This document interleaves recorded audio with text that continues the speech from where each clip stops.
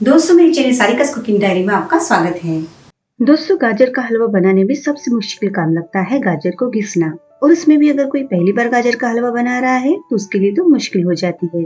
तो चलिए आज हम गाजर को घिसे बिना ही हलवा बनाएंगे, जिसे बिगिनर्स भी आसानी से गाजर का हलवा बना सकते हैं। तो चलिए फिर जल्दी से बनाना शुरू करते हैं। तो फ्रेंड्स, ये देखिए, हमें गाजर का हलवा बनाने के लिए इस तरह की लाल गाजर लेनी है, जो सर्दियों के मौसम में आसानी से मिल जाती है। वैसे तो हमें गाजर को घिसे बिना ही गाजर का हलवा बनाना है, तो पतली गाजर अच्छी रहेगी। पर अगर आप मोटी गाजर ले आए हैं तो वो भी चल जाएगी। अब सबसे पहले हम क्या करेंगे, गाजर को हम छील लेते हैं, यानी कि ऊपर की उसकी स्किन निकाल लेनी है। तो यहाँ पर गाजर को छीलने के लिए मैं एक छुरी का इस्तेमाल करने वाली हूँ। ये देखिए, हमें गाजर को छुरी की मदद से कैसे छीलना है। हमें गाजर को उल्टे डायरेक्शन में छीलना है, यानी कि नीचे से ऊपर की तरफ उसको छीलते जाना है, जिससे आसानी से उसके रेशे भी निकल जाएंगे और ऊपर की स्किन भी निकल जाएगी। वैसे अगर आपको छुरी से नहीं जम रहा है तो आप पिलर का इस्तेमाल भी कर सकते हैं, पर वेजिटेबल पिलर से गाजर की स्किन ज्यादा निकल जाती है, इसलिए मैं तो छुरी का इस्तेमाल करना प्रेफर करती हूँ। अब गाजर को कैसे छीलना वो आपकी चॉइस है। अगर आप वेजिटेबल पिलर का इस्तेमाल करना चाहते हैं तो वो कर सकते हैं, या फिर छुरी की मदद से भी कर सकते हैं। यहाँ पर मैंने ये 750 ग्राम गाजर ली है। अगर आपने मोटी गाजर ली है तो क्या करना है वो दिखाने के लिए मैंने भी यहाँ पर कुछ मोटी गाजर को लिया हुआ है। तो अगर आपके पास भी मोटी गाजर है तो उसे किस तरह से छीलना है वो आपको मैं दिखा देती हूँ। तो मोटी गाजर को हमें इस तरह से बीच से कट कर लेना है।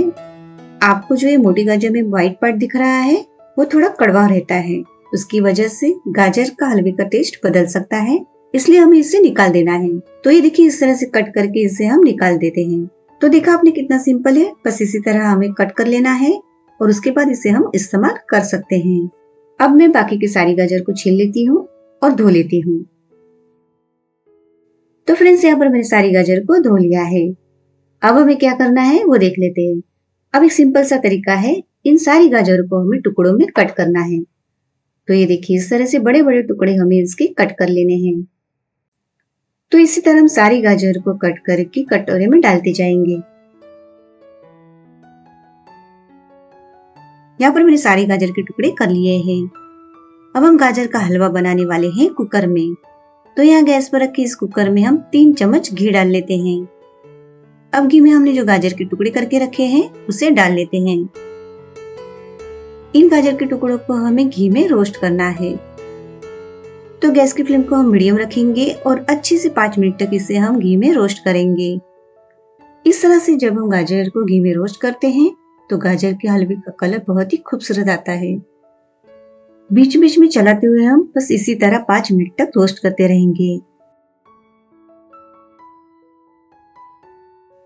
5 मिनट रोस्ट कर लेने के बाद अब इसमें हम मिलाएंगे 1/4 कप दूध। यहाँ पर मैंने दूध के साथ मलाई ली है, आप बिना मलाई के भी दूध को ले सकते हैं। अब मिक्स कर लेते हैं और कुकर को ढक्कन लगाकर 4 से 5 सीटी देकर गाजर को पका लेते हैं।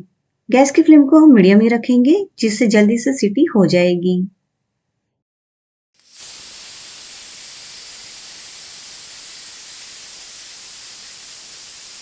5 सीटी होने के बाद अब हम गैस की फ्लेम को बंद कर देते हैं और कुकर को पूरी तरह ठंडा होने देते हैं।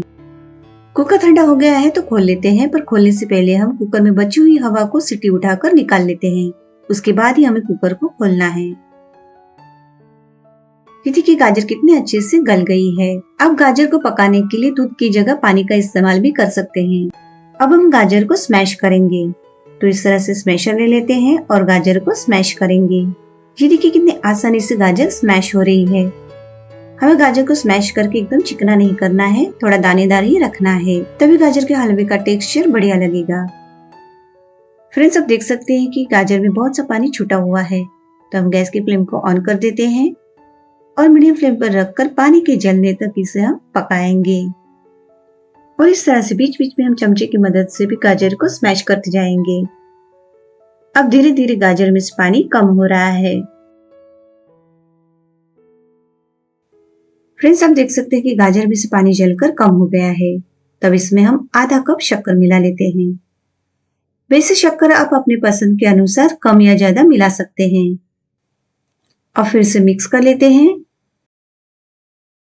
शक्कर जैसे जैसे पिघलेगी उसमें से पानी छूटेगा, तो फिर से हमें गाजर को चलाते हुए पानी रिड्यूस करना है। फ्रेंड्स, अब देख सकते हैं कि गाजर के हलवे का कलर कितना खूबसूरत लग रहा है।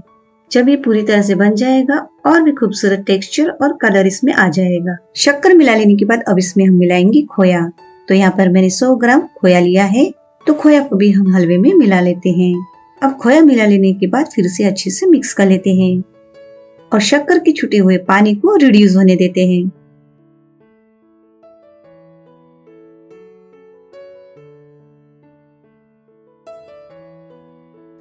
फ्रेंड्स, आप देख सकते हैं कि हलवे में छूटा हुआ पानी रिड्यूस होकर हलवा ड्राई हो चुका है।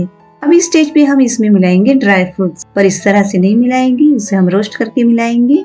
तो यहाँ पर इस तड़का पैन में मैं 3 चम्मच घी ले लेती हूँ और यहाँ पर मैंने कुछ बादाम के टुकड़े कर लिए हैं। इन टुकड़ों को हम घी में मिला लेते हैं और गैस की स्लो फ्लेम पर बादाम के टुकड़ों को रोस्ट कर लेते हैं।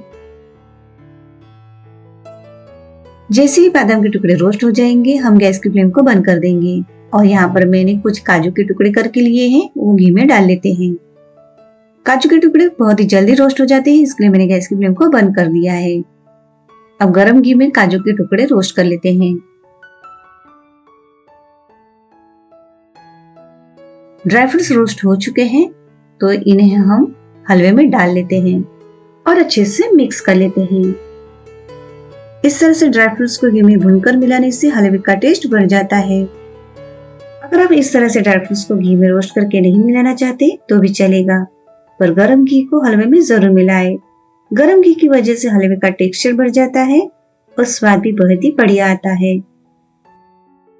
और आप देख सकते हैं कि हमारे हलवे का टेक्सचर बेहद ही बढ़िया यानी कि दानेदार बना है। तो फ्रेंड्स, आपने देखा कि गाजर को छीले बिना ही कुकर में कितने जल्दी से और बढ़िया हलवा बना है।